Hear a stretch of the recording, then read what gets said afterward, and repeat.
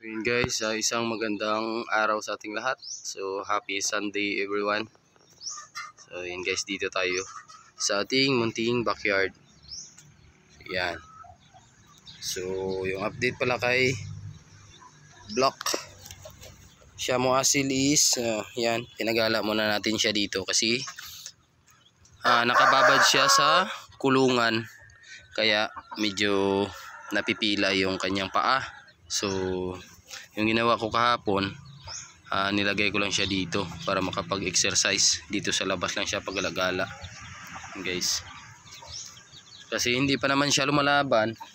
Hindi niya makikita tong isang hulubasila natin, and then yung ating si Red na Shamu Asil. Hindi naman niya matutuka. So yan yung update sa ating Block Shamu Asil na roster. Yan guys, tumitilaok naman siya guys, kaso yung problema niya is yung kanyang paa.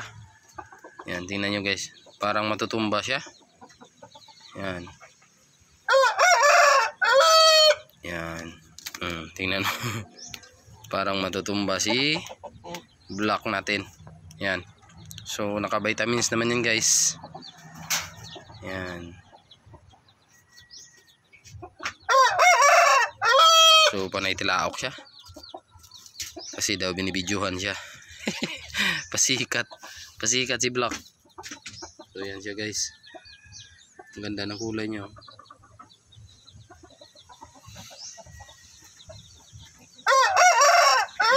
So hindi ito natubuan ng balahibo doon sa bandang gilid ng ulo sa kabilang side.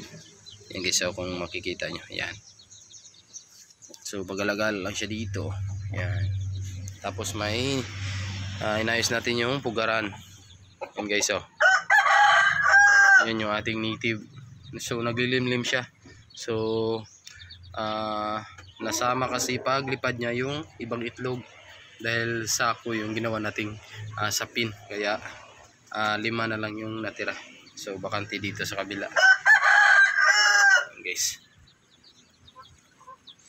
So yan, and then yung dating kulungan dyan, nilipat ko dito kasi sobrang init. Yan, sobrang init. So dito yung ating, yan guys, so sayang yung mga itlog ito na 9 na piraso, nabasag lang sa kanyang katawan. Yan guys, malaki naman yung pugaran natin, kaso wala, hindi nakaligtas, basag. Hindi naman siya kumakain ng itlog. So bawi na lang tayo next breeding, or i-swap na lang natin sa iba yan. So ito guys yung ating stag. Yan, kinukulong ko muna.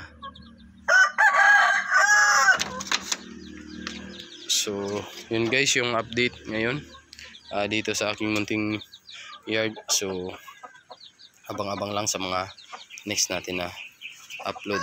So yun lang, at God bless to everyone at happy Sunday.